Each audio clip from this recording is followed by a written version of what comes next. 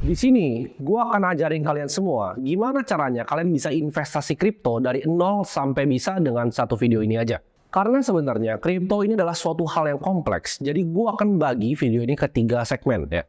Yang pertama kita akan belajar konsepnya dulu, kedua kita belajar praktek cara belinya, dan yang terakhir gimana caranya kita bisa simpen kripto kita. Kripto itu, menurut opini gue pribadi, itu udah di tempat yang unik ya. Kalau kalian lihat di mana misalnya orang tua kalian udah banyak nih yang ngomongin, bahkan nyokap gue udah nanya, kok apa sih itu Bitcoin gitu, apa sih itu cryptocurrency. Jadi orang-orang terdekat, bahkan tetangga kalian udah boleh ngomongin, oh itu Bitcoin, oh itu Ethereum. Bahkan kalian di tongkrongan mungkin udah ngomongin harganya Bitcoin gitu.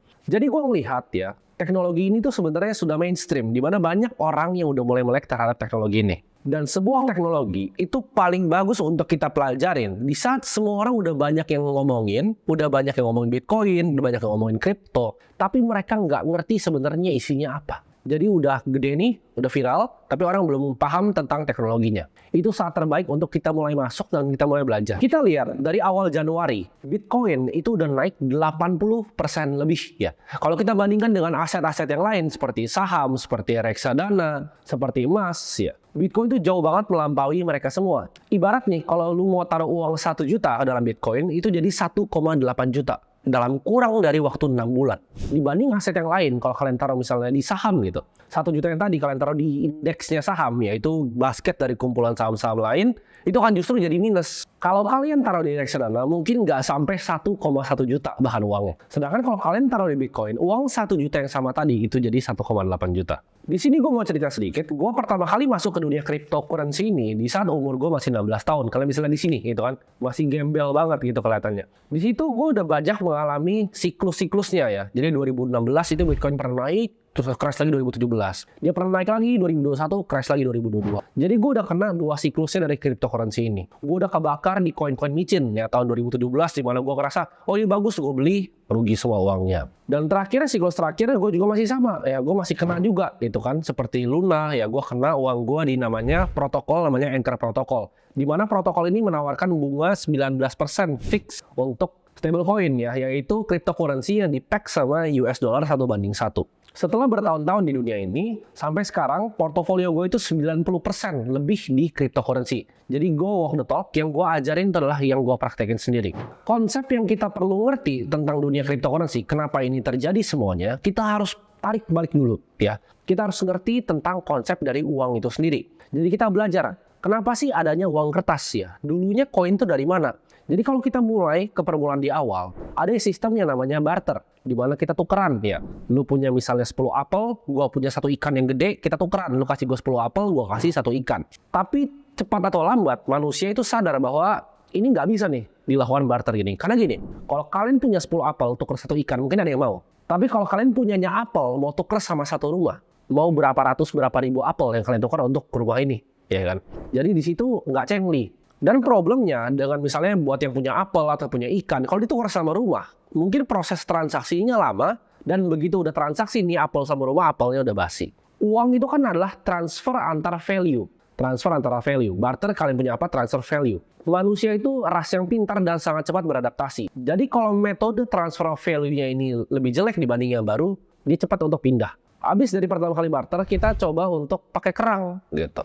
Tapi teknologi makin tinggi, kita makin banyak explore di laut, ternyata kerang itu banyak gitu kan. Di saat semua orang udah banyak yang ngomongin, udah banyak yang ngomongin Bitcoin, udah banyak yang ngomongin kripto, tapi mereka nggak ngerti sebenarnya isinya apa. Jadi udah gede nih, udah viral, tapi orang belum paham tentang teknologinya. Itu saat terbaik untuk kita mulai masuk dan kita mulai belajar. BlackRock adalah sebuah perusahaan institusi ya, aset manager dengan aset itu 10 triliun US dollar. Mereka udah mulai untuk menawarkan produk-produk berbasis cryptocurrency seperti Bitcoin. Jadi di sini sebenarnya pilihan kalian ya, bahkan perbankan di luar, semua matanya sudah terbuka. Nah ini pilihan kalian mau belajar atau nggak mau belajar. Di sini gue nggak bisa maksa kalian untuk belajar. Tapi gue akan sharingkan apa yang gue tahu. Kita lihat dari awal Januari, Bitcoin itu udah naik 80% lebih ya. Nggak lewat sentralisasi apapun. Problem besar yang diselesaikan oleh white paper ini adalah transfer of value tadi. Tapi ini dulu masalah yang orang bilangnya mustahil ya. Nggak mungkin bisa ada transaksi seperti itu. Karena kenapa? Kalau misalnya digital cash nih, orangnya semua harus jujur dong. Berarti dia punya uang berapa, dia keluarinnya berapa, spendingnya berapa, harus jujur. Kalau ada sistem sentralisasi, ada bank ini yang keep ibaratnya tally ya, antara spendingnya berapa, account-nya berapa. Misalnya kita punya account 10 juta. Kalau kita transfer 7 juta, bank catat kita tinggal sisa 3 juta. Nah problemnya kalau nggak ada banknya, gimana caranya kita tahu 10 juta, dia spending 7, nih ini tetap 3. Kenapa nggak dia ganti aja ya kan? Dia ganti, dia hack, dia ganti jadi 10 lagi. Nah itu nggak pernah bisa diselesaikan sama siapapun sampai 2008 Satoshi ketemu jawabannya. Makanya itu adalah orang bilang gimana caranya. Jadi cara ngilangin masalah dalam accounting namanya double entry. Dimana tadi uangnya udah keluar tapi bisa dihack terus ada lagi. Nah dia ketemu nih solusinya, makanya menurut gua teknologi Bitcoin itu sangat revolusioner. Dia bikin suatu konsep ya, daripada semuanya disimpan di satu bank ini di tengah, dihack habis, dia mikir gimana caranya sistem ledger di dalam bank ini disebar ke semua komputer di dunia. Jadi namanya nodes Bitcoin ya. Jadi nodes Bitcoin itu adalah yang running semua ledgernya. Jadi gue tuh bisa running ya, dan gue running juga nodes Bitcoin.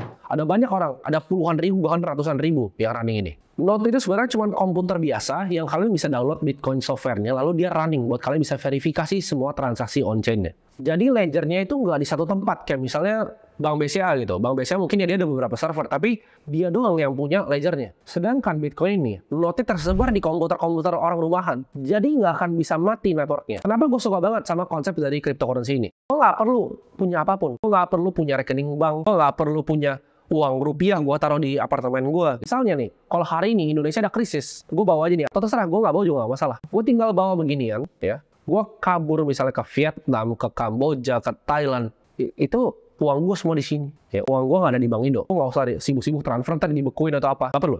Ini nggak bisa dibekuin. Ya karena Bitcoin gue ada direct di blockchain. Dengan cryptocurrency kita nggak perlu hal itu. Nggak perlu pusing. Mau di Afrika kayak ya. Mau di Kanada kayak, mau di Swiss, kita bisa transfer 1 detik kayak ini sampai uangnya. Jadi kan bank itu sebenarnya udah punya sistem digital cash ini. Tapi problemnya apa sama perbankan? Problemnya cuma satu, itu sentralisasi. Jawabannya adalah karena kertas tadi dicetak oleh bank sentral kita terus-terusan tanpa basis apapun. Barang-barang kita konsumsi ya seperti rumah, jasa yang kita konsumsi seperti pendidikan, itu naiknya drastis, bisa 10-15% per tahunnya. Harga cabainya kita lihat naik terus. Ya. Itu yang kita bisa lihat sehari-hari di pasar. Itu kenapa? Jawabannya adalah karena kertas tadi dicetak oleh bank sentral kita terus-terusan tanpa basis apapun. Masalah ini sebenarnya datang dari satu hal, yaitu sentralisasi. Nah, apa itu sebenarnya sentralisasi? Itu di mana ada suatu kelompok orang yang mikir nih, oh, kita mau cetak berapa uangnya? Kita mau cetak kapan uangnya? Berapa banyak nih mau dibagiin ke orang-orang? Sirkulasinya mau berapa? Nah, ini segelintir orang yang kuasa. Jadi nilai kertasnya ini akhirnya lama-lama turun. Karena emasnya tuh nggak beneran ada. Nah, uang kertas ini dari zaman tadi ya, Eropa tahun 1600 sampai ke 1971, itu selalu diacukan kepada emas. Dimana kalau ada uang kertasnya, ada emasnya. Sampai 1971, Presiden Nixon itu pecahin ya, namanya the gold standard. Dimana uang kertas berbentuk fiat itu udah nggak ada lagi nih emas di belakangnya. Nah ini celakanya. Jadi kalau kalian tanya sekarang, uang kertas itu basisnya apa? Jawabannya basisnya kepercayaan kita terhadap pemerintahan. Basisnya cuma satu, yaitu percaya bahwa ini adalah uang. Ini bisa transfer of value. Itulah kenapa kalau kita lihat ya, kalau zaman dulu, yaitu bakso tuh bisa barang-barang kita konsumsi ya seperti rumah, jasa yang kita konsumsi seperti pendidikan, itu naiknya drastis, bisa 10-15% per tahunnya. Itu kenapa? Ya, jawabannya adalah karena kertas tadi dicetak oleh bank sentral kita terus-terusan tanpa basis apa. Jadi problemnya adalah pihak ketiga yang harus kita percaya. Kita harus percaya banknya transfer ke dia. Mungkin sekarang memang iya ditransfer semuanya, tapi kalau enggak bagaimana pertanyaannya? Dan bank itu beroperasi sama seperti bank sentral tadi, fiat tadi. Basisnya cuma satu, kepercayaan. Itu kenapa satpamnya semua selalu paling ramah. Itu kenapa semua mereka invest gede-gedean di operasional untuk bikin orang terasa nyaman. Karena cuma satu basisnya, yaitu kepercayaan. Disitulah sebenarnya keunggulan cryptocurrency ini. Dimana transaksinya itu peer-to-peer, sama kayak tadi 50.000 yang gue kasih ke lu. Tapi bedanya kita nggak perlu ada bank di tengahnya. Bitcoin ini adalah sebuah program software yang bisa transfer value-nya cross border ya, antar benua. Kapanpun, dimanapun, untuk siapapun, berapapun. Makanya dibilangnya not your keys, not your coin. Kenapa Bitcoin itu dibilang orang sebagai network pembayaran paling aman di dunia? Karena namanya enkripsi public key nih. Kalian bingung ya, public key, kenapa kunci-kunci ini? Apa kunci rumah gitu kan? Bukan. Bitcoin software itu nggak buatin kalian private key secara otomatis. Tiap ada new user yang pakai sistemnya. Kayak ibarat password untuk mobile banking kalian. Biar gampang nih, ini kalau gue jelasin konsepnya, kalian harus ngerti dulu. Gue tarik balik dulu kriptografi dari dasar. Tapi untuk alasan video ini, karena gue mau bikin simple untuk pemula, ingat yang gini aja. Kalau private key itu ibarat PIN ATM kalian. Sedangkan public key ini adalah nomor rekening kalian. Jadi kalau misalnya nomor rekening, lu misalnya mau transfer ke gua kasih public key gua ke lu. Bentuknya hashing, tinggal lu copy paste langsung transfer bisa. Sama kayak rekening, sebenarnya nggak apa-apa untuk dikasih ke orang gitu. Kalau lu misalnya mau transfer ke gua kasih rekeningnya, bukan PIN-nya. Kalau kalian kasih private key-nya, bisa dibuka gitu. Bisa diambil Bitcoin kalian semua. Jadi jangan kasih private key-nya ini. Mungkin ada nanya, lah tapi di toko kripto nggak ada. Memang, karena key-nya kalian percaya dipegang sama dia. Hanya dibilangnya not your keys, not your coin. Kenapa gue bilang begini? Karena kejadian exchange itu hancur itu banyak banget. Kalian bisa googling Mt. Gox ya. Kalian googling lagi kuadrigasi X. Kalian google yang terakhir yang bikin rusuh satu dunia yaitu FTX. Jadi kita nggak bisa percaya siapapun di dunia blockchain ini. Kita verifikasi bukan percaya. Nah kalau percaya sama aja balik lagi kayak sistem tadi. Kita percaya sama bank. Kita taruh di bank aja uang ya di distributed ledger tadi dijadiin satu validator jadi blok ya. Ini namanya blockchain. Nah banyak banget orang-orang di YouTube yang ngomongin tentang blockchain tapi mereka nggak ngerti konsep aslinya seperti apa. Nah setiap blok tadi kan gue bilang tadi setiap 10 menit ada blok baru. Setiap bikin blok ya dalam rantai ini ada namanya hashing. Jadi dari blok 1 ke blok 2 itu ada hashnya. Blok 2, blok 3, blok 4, blok 5. Contohnya gini. Misalnya ada 10 ya, transaksi ada banyak, lalu ada 10 blok 1 sampai 10. Untuk kalian bisa ganti distributed ledger yang pertama ya, transaksi yang pertama. Lu harus ganti yang 2, 3, 4, 5, 6, 7, 8, 9, 10. Dengan hashing tadi. Ya gue nggak bahas hashing di sini karena terlalu kompleks dan makan waktu yang panjang. Tapi kalian ngerti maksudnya. Dan nggak mungkin dong Bitcoin bloknya cuma 10 biji. Ya kalian bayangin blok Bitcoin itu sekarang udah berapa banyak. Dan itu terhubung semua rantainya sampai yang ke pertama. Jadi kalau kalian mau hack satu di tengah, nomor misalnya kalian mau hack nih blok nomor 120. Lu harus hack dari nomor 1 sampai nomor sekarang. Possible nggak? Jawabannya enggak. Untuk satu aja itu makan waktu, makan kuantum komputer gitu. Untuk bisa kalian pecahin satu. Karena encryption namanya SHA-256. Itu butuh kuantum komputer untuk pecahin satu. Untuk pecahin semuanya, hampir mustahil. Itu nggak ada yang pernah bisa bobol selama dari 2008 mulai white paper sampai sekarang. Padahal bounty-nya, ibaratnya imbalan untuk ngebobol itu sangat besar. Dan kita tahu manusia itu sangat pintar, banyak banget hacker-hacker yang super jago di dunia. Tapi nggak ada satupun yang bisa nge-hack Bitcoin. Kenapa? Nah, kalian bebas, ya mau pakai exchange apapun nggak masalah. Kita kan udah praktek gimana caranya kita bisa membeli Bitcoin ya di centralized exchange. Tapi ini saran gue, jangan pernah simpen duitnya di sana. Itu duit yang gue taruh di sana itu duit kecil aja. Gue nggak simpen uang gue di sana. Gue simpennya self custody. Jadi ada pepatah di industri cryptocurrency ini, not your keys, not your coin. Gue akan jelaskan konsepnya lebih panjang di belakang. Tapi intinya kita jangan percaya sama centralized exchange manapun. Karena ini ngelawan yang konsep tadi gue bilang sebelumnya, konsep dari blockchain itu sendiri. Kenapa dia ngelawan sentralisasi? Ini kan kita percaya. Gue beli di toko kripto, berarti gue percaya Bitcoin gue dibeliin sama toko kripto. Tapi cryptocurrency itu sebenarnya bukan begitu. Kita harus percaya kepada software, bukan kepada entitas seperti toko kripto. Network Bitcoin ini diciptakan oleh individu yang namanya kita nggak pernah tahu. Yang nama samarannya adalah Satoshi Nakamoto. Identitasnya pun nggak pernah bisa ditemuin. Dia mengeluarkan suatu paper yang namanya Bitcoin White Paper tahun 2008 untuk menjelaskan secara detail gimana cara kerjanya Bitcoin. Kalau lu misalnya mau transfer ke gue kasih rekeningnya, bukan PIN-nya. Kalau kalian kasih private key-nya, bisa dibuka gitu. Bisa diambil Bitcoin kalian semua. Jadi jangan kasih private key-nya ini. Tapi mungkin ada nanya, lah tapi di toko kripto nggak ada. Memang, karena key-nya kalian percaya dipegang sama dia. Makanya dibilangnya not your keys, not your coin. Kenapa gue bilang begini? Nah, apa itu sebenarnya sentralisasi? Itu di mana ada suatu kelompok orang yang mikir nih, oh kita mau cetak berapa uangnya? Kita mau cetak kapan uangnya? Berapa banyak nih mau dibagiin ke orang-orang? Sirkulasinya mau berapa? Nah ini segelintir orang yang kuasain. Tadi problem tadi itu diciptakan uang-uang digital ya. Zaman dulu tuh banyak banget ya, seperti eCash ya, Hashcash ya, Adam Back, Nick Szabo juga dulu pernah bikin namanya BitGold ya. Jadi ini banyak banget udah bikin dari zaman dulu ya. Problem ini mau coba diselesaikan dari tahun 1990-an. Ini gue mau jelasin dulu kenapa konsep digital cash yang peer-to-peer itu penting banget ya. Untuk kalian bisa ngerti konsep ya, makanya segmen pertama ini gue sebut dengan konsep. Kalian harus tahu dulu kenapa digital cash itu dibikin. Orang bilang, tapi kan bisa pakai bank. Kalian yang tahu pakai M-Banking, kalian pasti tahu limit transfernya M-Banking kalian itu 100 juta. Kalau kalian mau transfer 2 miliar, gimana caranya? Dengan cryptocurrency ini, 2 miliar begini. Nah, itu pun antar Indonesia. Kalian gampang, misalnya BCA. Kalau BCA, BRI, ya ada admin fee-nya. Tapi kalau misalkan mau transfer, misalnya teman kalian ada yang ke luar negeri, Taiwan misalnya, gimana caranya kalian bisa transfer dari Indonesia ke Taiwan? Apakah bisa pakai bank BCA? Pertanyaan itu kan. Jadi kalau sistem perbankannya udah beda antar negara, ini udah repot nih untuk transfernya. Jadi cuma ada satu tempat di mana mereka store semua servernya, atau mungkin beberapa tempat ya. Tapi kalian pernah lihat nggak, kalau satu bank kena hack, kalian nggak bisa akses mobile bankingnya. Dan uangnya itu nggak tahu di mana. Bisa jadi bank yang dihack itu, uangnya ada yang beneran diambil sama hacker keluar, ya, dan digitnya diambil keluar, lalu mereka tambal balik. Kita nggak pernah tahu apa yang sebenarnya terjadi ketika suatu bank dihack. Buat kalian yang nggak mungkin dihack, udah banyak yang terjadi, ya. Kalian lihat kasus bank terakhir yang dihack. itu kalian nggak bisa buka aplikasi, mau transfer nggak bisa. Karena kalian percaya kepada satu sistem sentralisasi. Karena kejadian exchange itu hancur itu banyak banget. Kalian bisa googling Mt. Gox ya. Kalian googling lagi Quadriga CX. Kalian google yang terakhir yang bikin rusuh satu dunia yaitu FTX. Jadi kita nggak bisa percaya siapapun di dunia blockchain ini. Kita verifikasi bukan percaya. Karena kalau percaya sama aja, balik lagi kayak sistem tadi. Kita percaya sama bank. Ya taruh di bank aja uangnya gitu. Tapi dengan kripto ini kita belajar self custody. Kita jadi bank kita sendiri. Dengan simpan Bitcoin kita langsung direct di blockchain-nya. Nah pertanyaannya gimana caranya? Nah ada dua caranya. Buat kalian yang nggak punya budget, kalian bisa pakai namanya Hot Wallet. Yaitu gratis. Kalian cari aja di App Store misalnya contohnya ya. Trust Wallet, Blue Wallet ya, atau Zengo gitu. Kalian bisa pakai wallet-wallet itu. Tapi itu terkoneksi di internet dan menurut gue masih bahaya. Paling aman kita melakukan yang namanya cold storage atau penyimpanan dingin. Maksudnya apa? Kalian pakai device ini ya, ini beli gitu. Ini gue nggak disponsor sama siapa. Pokoknya kripto gue nggak ada sponsor di sini. Ini gue pakai Trezor ya. Jadi gue pakai 3 cold card, Trezor sama Ledger. Jadi kalian simpannya di sini. Nah kalian bingung, apakah Bitcoinnya di sini? Kalau ini hancur gimana? Gak masalah kalau ini hancur. Ini cuma device untuk konekin kita ke blockchain-nya, ini gitu. Jadi untuk buka device ini, nanti kalian akan namanya ada seed phrase ya. Sama kalau kalian coba nih Hot Wallet gitu, misal kalian download Trust Wallet, nanti kalian disuruh tulis di kertas ya. 12-24 kata.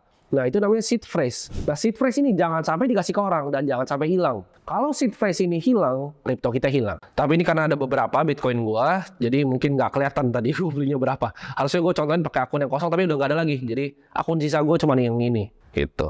Jadi kalian lihat semudah itu untuk beli. Nah, ini masih belum masuk nih. Tapi ini tinggal ditungguin aja.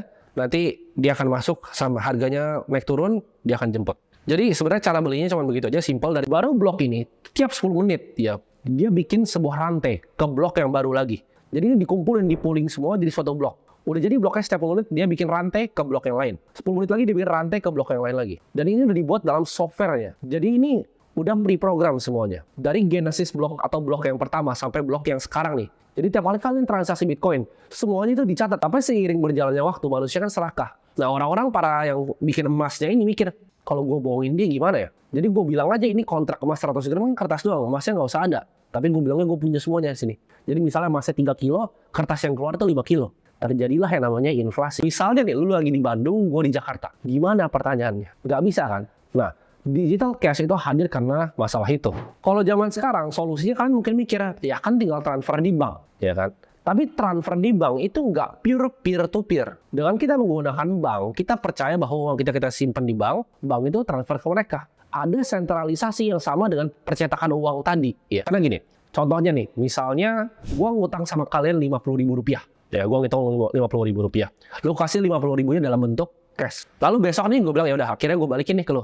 Kita udah beres gitu. Jadi begitu lu kasih 50.000 ke gue, itu kan lu ngutangin gue. Gue balikin 50.000, itu udah beres cash. Ya. Jadi itu peer-to-peer transaksinya antara lu dan gua aja. Di situ nggak ada bank tuh di tengahnya. Jadi cuman gua balikin uang cashnya. Itu hal yang kita bisa lakukan karena kita bisa ketemu 4 juta BIDR dan gua akan contohin gimana cara belinya. Nah, jadi gua saranin untuk kalian semua, kalau kalian mau beli, kalian harus pakai yang namanya limit order di sini. Kenapa limit order? Kalau market order, jadi gini, simpel gini. Kalau limit order, kan kalian di sini. Ini ada namanya order book ya, di mana itu ada harganya, ada kuantitinya berapa Bitcoin yang ngantri di harga itu. Sama kayak mungkin orang-orang yang di saham udah familiar tentang order book ini. Tapi ini gue jelasin untuk yang pemula. Kalau kalian limit order, itu kalian ngisi likuiditas gitu. Jadi kalian bantu exchange ini untuk isi likuiditas. Jadi fee kalian. Jadi kan kalau kalian beli Bitcoin lewat exchange harus dapat duit pasti. Biasanya 0,10 atau 0, berapa. Sama pajak kalian 0,21. Jadi kalau kalian mau beli di exchange, mereka pasti ambil fee. Nah, fee ini lebih murah kalau kalian bantu ngisi buku mereka. Gitu. Kalau kalian pakai limit order, fee kalian akan lebih murah. Simpel gitu. Tapi kalau misalnya market order, kalian disebut sebagai market taker. Kalau limit order, market maker. Kalian mungkin ada yang pernah dengar nggak kata-kata market maker? Kalian mikirnya bandar lah apa? Enggak. Market maker itu adalah liquidity provider yang ngisi order book ini. Gitu. Jadi toko kripto ini kan dia pakai Binance ya. Tapi kalau misalnya yang lain kayak Indodax dan lain-lain itu ada market maker di dalam untuk ngisi liquidity tiap pairnya biar nggak kosong. Kalau kosong ntar nggak ada yang berani beli di sini gitu. Jadi saran gue pakai limit order.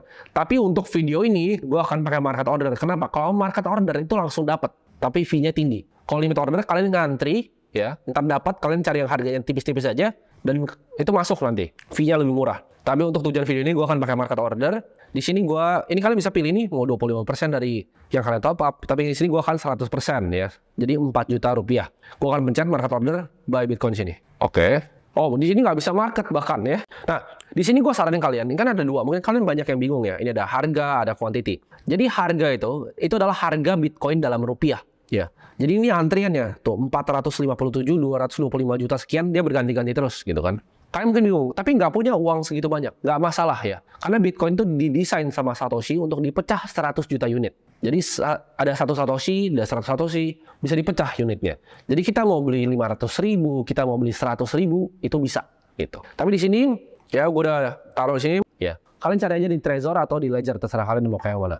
Harganya sekitar 2-3 jutaan. Jadi dengan device itu kalian bisa verifikasi sendiri kepemilikan Bitcoin dari kalian. Nah buat kalian udah mulai pusing nih, otaknya mulai ngebul nih ya belajar kayak gini. Ini baru 1% dari ilmu tentang Bitcoin. Bahkan mungkin belum sampai 1%. Jadi masih banyak banget knowledge yang bisa dipelajari tentang teknologi ini. Kita belum bahas enkripsinya, SHA-256 itu apa. Kita belum bahas tentang sistem dari mining Bitcoin. Jadi kalian dapat konsep gambaran ya tentang gimana cara kerja Bitcoin itu. Pertanyaannya gimana cara belinya? Jadi kalau kalian cara belinya, ini untuk pemula yang awam ya, karena ini kan videonya untuk pemula. Mungkin di sini beberapa ada otaknya udah mulai ngebul, jadi kita akan praktek pakai exchange lokal.